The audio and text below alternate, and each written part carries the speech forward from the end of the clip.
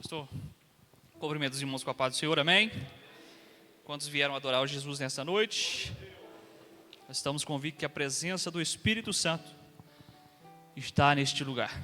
Glória a Deus. Eu gostaria de tomar a palavra do Senhor, carta do apóstolo Paulo aos Efésios, capítulo de número 2.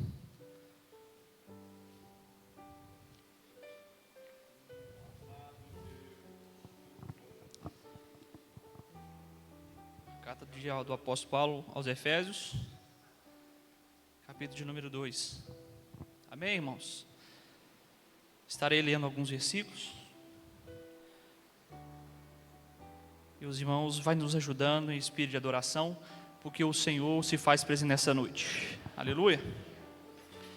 E vos vivificou, estando vós mortos em ofensas e em pecado, em que noutro tempo andaste segundo o curso deste mundo, segundo o príncipe das potestades do ar, do espírito que agora opera os filhos da desobediência, entre os quais todos nós também andávamos nos desejos da nossa carne, fazendo a vontade da carne e dos pensamentos, e éramos, por natureza, filhos da ira, como os outros também.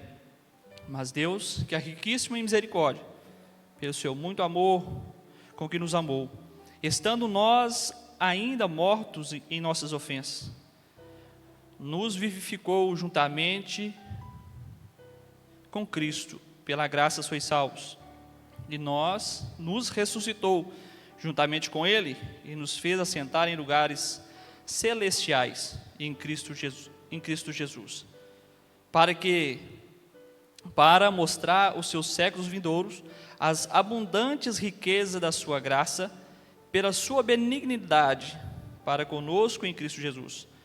Porque pela graça sois salvos, por meio da fé. E isto não vem de vós, é dom de Deus. Não vem das obras, para que ninguém se glorie. Aleluia. Podem tomar os vossos assentos.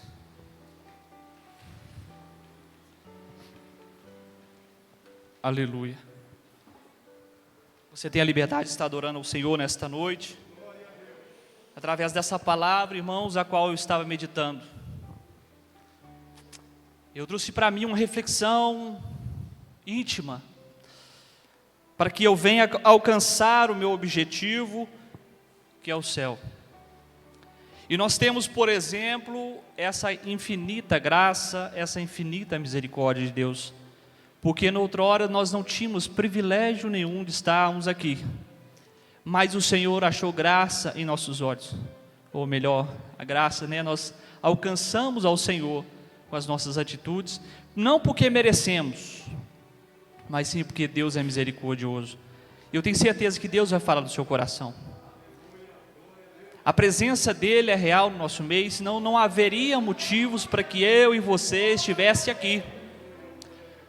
Ele se faz presente. A Bíblia diz: onde estiver 2 ou 3 reunidos no nome dEle, ali Ele está presente.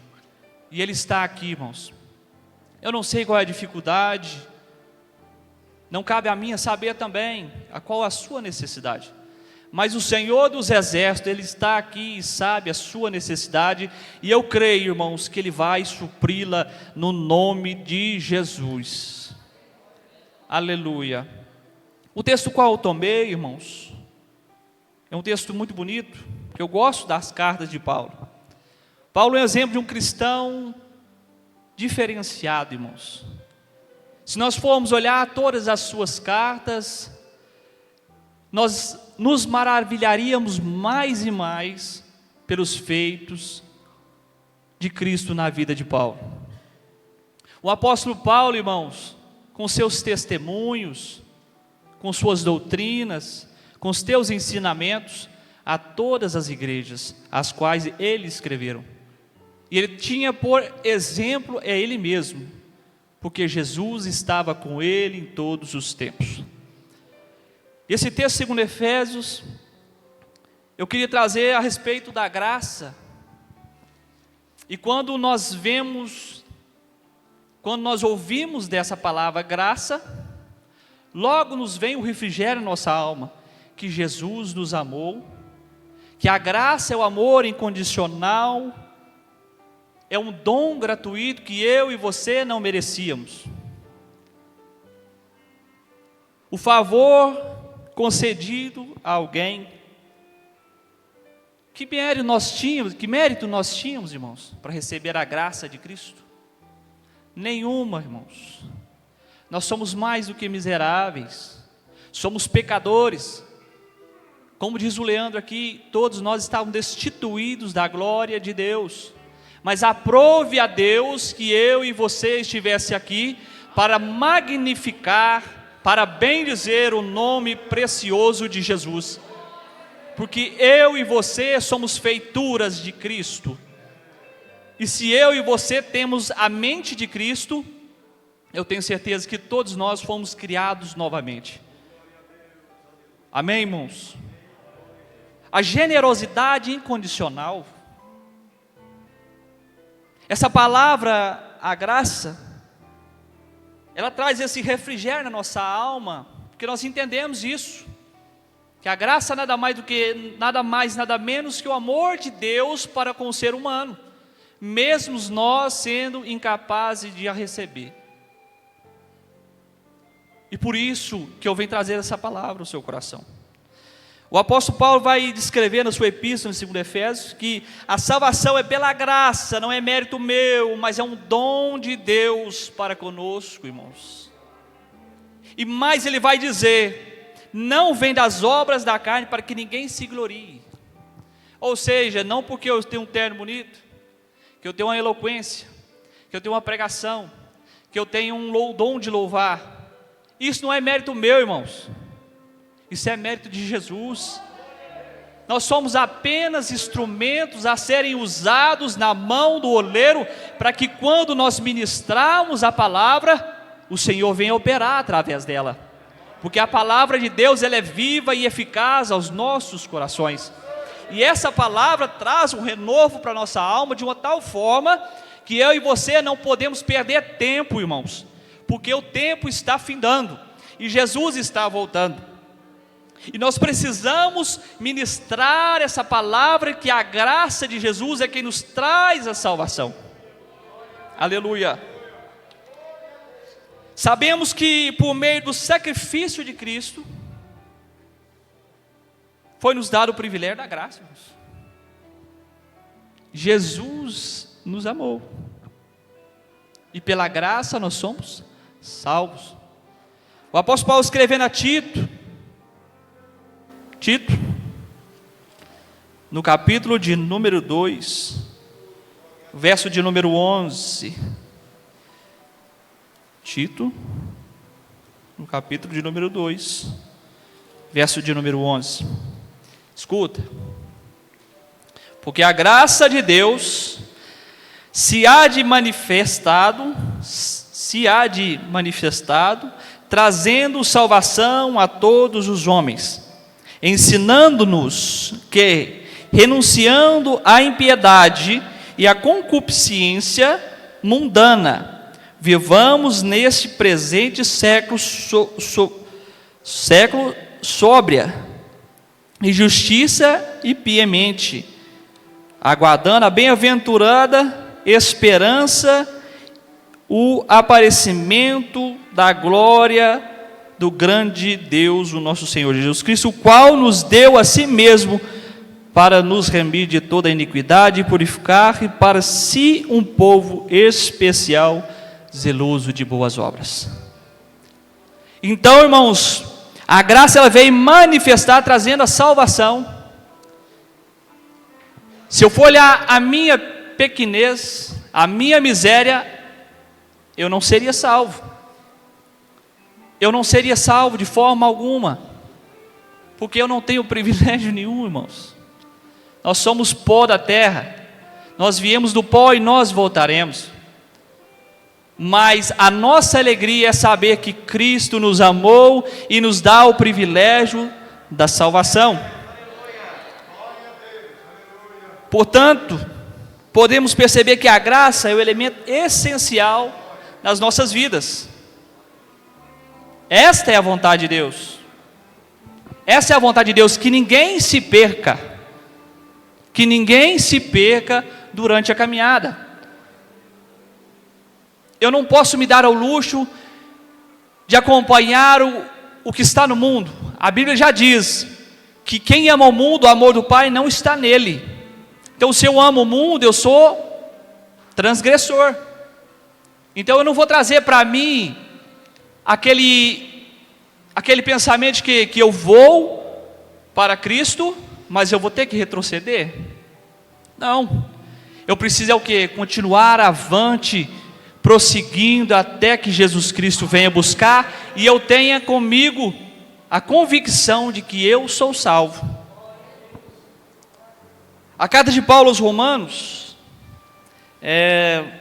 Paulo vai dizer: veio porém a lei para que ofensas abundassem, mas onde abundou o pecado, superabundou a graça, irmãos. A graça, ela passa por cima do pecado. A graça é maior do que o pecado. E antes que o meu pecado me cobrisse, a graça veio sobre a minha vida, repousou a graça de Jesus e me deu o privilégio de ser santo, separado na presença daquele que vive, daquele que reina para todo sempre. O apóstolo vai declarar aqui a vitória da graça sobre o pecado. E nós somos vencedores, irmãos, porque quando nós temos a graça, entendemos que nós temos a presença do Pai conosco. Superabundou a graça significa conclusão evidente que o apóstolo Paulo, que onde o pecado aumenta, a graça aumenta ainda mais. Mas não quer dizer isso que devemos continuar pecando para que aumente a graça. Não. O apóstolo Paulo escrevendo aos Romanos, olha o que vai dizer ali.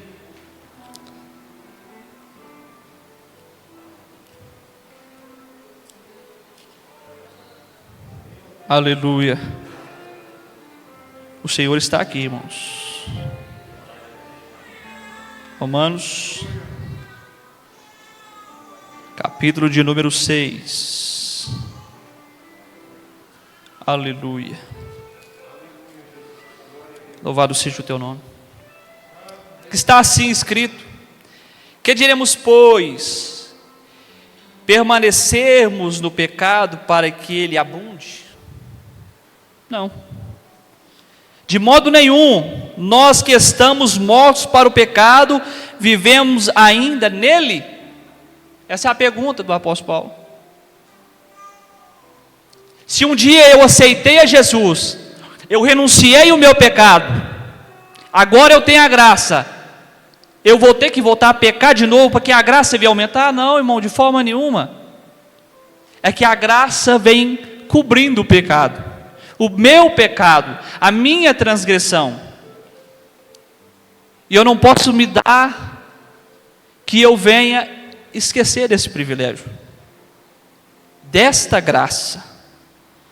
Mas não acredito na ideologia, irmãos. E se às vezes passa a parecer até meio que pegada, entendeu? Mas não, irmãos. Eu não acredito na ideologia de que uma vez salvo, sempre salvo.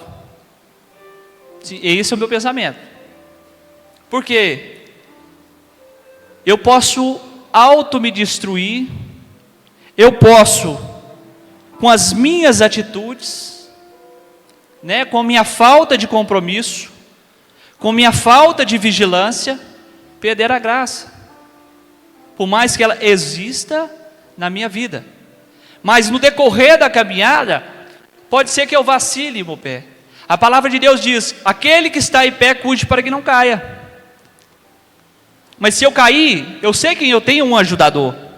Mas desde que eu o reconheço, que ele é o meu ajudador, e nas minhas fraquezas vai estender a mão e vai me erguer de novo. Então eu não posso esquecer disso. Essa salvação, ela é conquistada, ao meu ponto de vista. Não é porque são tantas as distrações. A irmã Nidal trouxe uma palavra que essa palavra ficou no meu coração. São muitas as distrações para que nós venhamos enfraquecer na fé, esquecer da graça e menosprezar o amor de Cristo. Eu não posso ser conivente com o pecado, irmãos. Eu não posso. É igual a parábola das 10 virgens. Mas o que tem a ver a graça com as 10 virgens? Ambas estavam aguardando ao noivo. E ambas tinham as suas lamparinas. Ambas estavam acesas. Porém, a Bíblia vai contar que essa é uma a tradição, né, de um noivado, do noivado, vamos dizer assim, se não me falha a memória. E que elas estavam aguardando a vinda do noivo.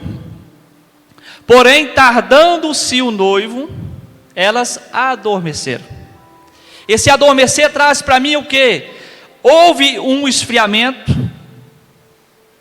houve uma perca de tempo, houve uma distração, para que ele viesse, e quando ele viesse, todas estarem com ele. Mas não, a Bíblia vai dizer que elas ambas dormiram, e logo se ouviu uma voz: aí vem o noivo. Aleluia. E nós sabemos que Jesus está bem pertinho, irmãos. E não cabe a mim e você julgar a ninguém pela condição a qual está. Mas ambos que nós venhamos o quê? Interceder por aquele que caiu, para que ambos, quando Jesus voltar, todos nós seremos arrebatados para junto ao Pai. Então elas adormeceram. Elas, com aquilo que eu acabei de dizer, pode ser que elas se desviaram sua atenção. E elas dormiram, e veio o noivo, e elas, sabendo que vinha o noivo, pediu para aquelas prudentes que ela desse do seu azeite, para que não viesse apagar as suas lamparinas. E ela, mais do que depressa, cautelosamente, irmãos. Não é porque o irmão quer desviar que eu vou também junto com ele. Eu não posso ir no mesmo caminho que ele. O que eu vou ter que fazer? Eu vou ter que aconselhá-lo. Mas ela, o que as prudentes fizeram? Ela tinha azeite sobrando, suas lamparinas estavam acesas, estavam vigilantes. O que elas vêm fazer? Vai e compra, porque há que se falte para nós, ninguém herdaria, ninguém entraria. Então elas foram prudentes, mandaram que elas fossem, e quando elas chegaram, ela já foi para as bodas com o noivo. Então, irmãos, que nós sejamos prudentes nas nossas caminhadas, irmãos. Que nenhuma distração venha roubar a alegria de servir a Cristo, irmãos. Que é maravilhoso servir a Cristo, não pelo que Ele faz, mas sim pelo que Ele é. Você lembra da sua condição a qual você vivia? Você lembra da sua miséria, da onde Deus tem te tirado e tem te colocado? Cabe a mim fazer uma autoanálise diária. Para quê? Para que eu não volte aos meus desejos carnais passados. Tem pessoas que você chega perdido, não, mas você fazia aquilo, você fazia aquilo, eu fazia aquilo outro, e fica remoendo aquela coisa toda a vida, parecendo que não tem mais prazer em Cristo, mas tem prazer nas obras que fazia antes. Mas eu todavia me alegrarei no Senhor, de onde Ele me tirou, de onde Ele tem me colocado, e Ele tem me sustentado com as suas mãos. Eu tenho certeza que você que adentrou aqui nesta noite, é da mesma forma. Porque não é fácil, irmãos, mas é melhor com Cristo do que sem Ele. Porque nós temos Ele como nosso ajudador. É Ele quem nos sustenta nas nossas fraquezas, nas nossas debilidades, para que eu possa alcançar o objetivo, que é Cristo. E Ele nos dá da sua graça.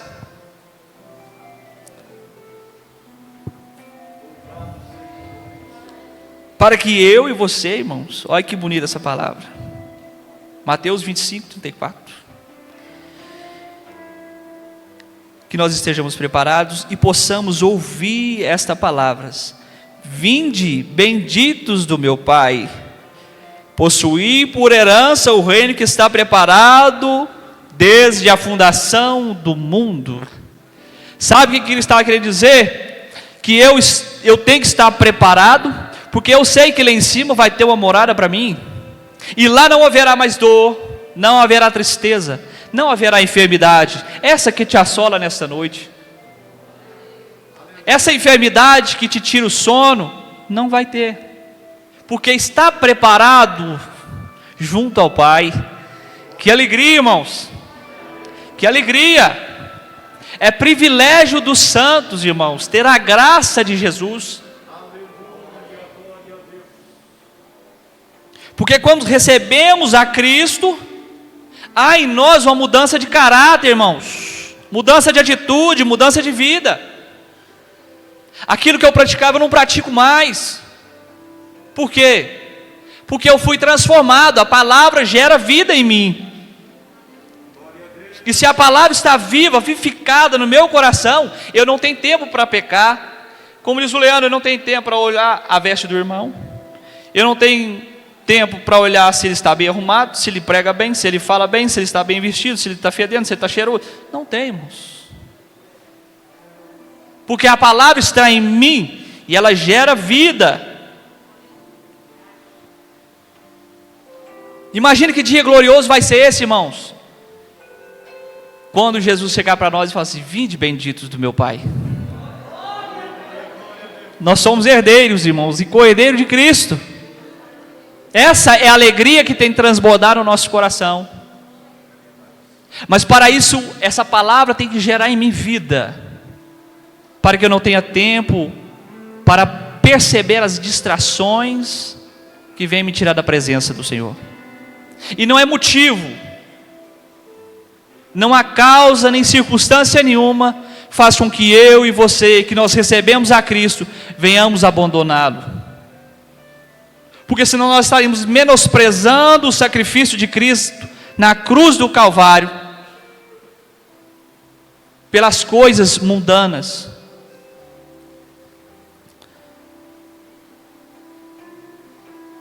Aleluia.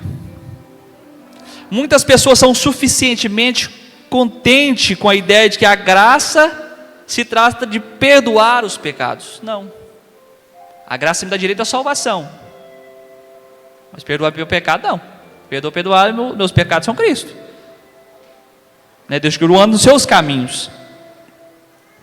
Contudo, isso fosse tudo o que a graça significasse, e que nos impedirá de pecar e pecar de novo, repetidamente, pedir perdão, pois assim é a seriedade do pecado, não seria tão séria realmente como ele é. Não pensamos que de qualquer maneira nós herdaremos o reino do céu, antes nós tenhamos que santificar-nos. Paulo vai escrever aos Hebreus, capítulo 2, versículo 14: segui a paz com todos e a santificação, sem a qual ninguém verá o Senhor. Então, ou seja, para mim herdar o céu, para mim estar continuamente na graça, eu tenho que amar o meu próximo. Eu tenho que me purificar, eu tenho que me santificar, não tenho que me dar ao luxo de estar entre meias heresias deste mundo.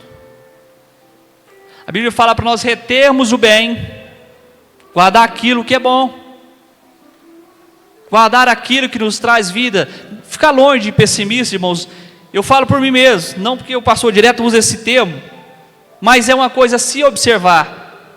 Quando você fica perto de uma pessoa pessimista, você acaba como ele. Você acaba como ele.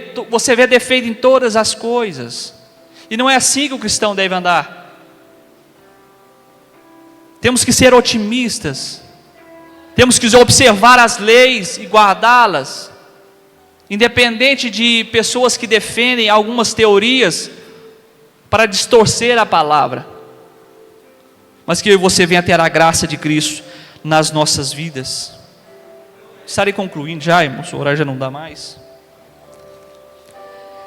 Assim que alguém está em Cristo, o apóstolo Paulo, segundo os Coríntios, ele vai dizer: nova criatura é, e as coisas velhas passaram, e eis que tudo se fez novo. Você vive no velho não, irmãos. Você vive no novo, porque Cristo é novidade, todos os dias. Esse Cristo nos acolhe.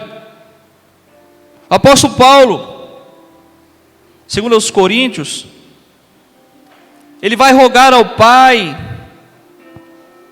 a respeito de uma enfermidade, um espinho na carne. E por 3 vezes ele vai clamar ao Pai que ele livrasse ele daquela enfermidade. Mas o nosso Deus fala para Paulo, nosso Cristo fala para Paulo, que o aperfeiçoamento vem na fraqueza, para que eu não venha me gloriar, porque eu faço o que eu sei, o que eu sinto, o que eu posso, mas sim, que Cristo pode todas as coisas da minha vida, que cada dia mais e mais nós possamos ter a presença de Deus em nós, para que possamos vencer e fazer a vontade de Cristo. Amém, irmãos? Você tem da graça, irmãos. Você tem a graça, você tem a presença, Ele está em você. O Espírito Santo habita em você. E o que Deus mais quer para esta humanidade é a salvação.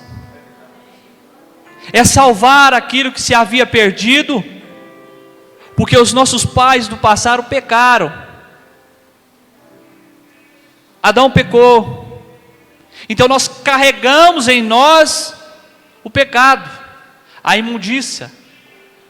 Isso não vai apartar de nós enquanto Cristo nos fizer um corpo glorificado para junto ao Pai.